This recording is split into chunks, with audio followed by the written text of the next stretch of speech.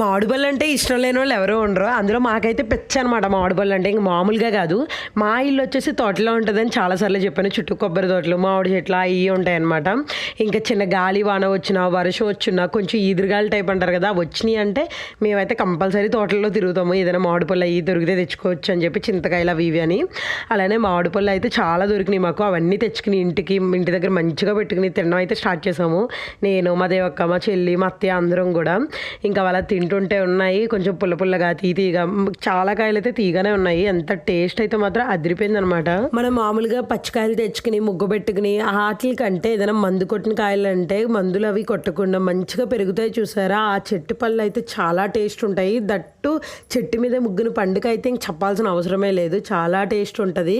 బయటికి పచ్చ కలర్లో ఉన్న కొన్ని మామిడికాయల్లో తింటే మాత్రం తీగా భలే ఉంటాయి అనమాట. అలాంటివి మాకు దొరికినాయి. మీరు ఎవరికైనా మామిడి పండు ఇష్టం ఉంటే కమెంట్ చేసేయండి.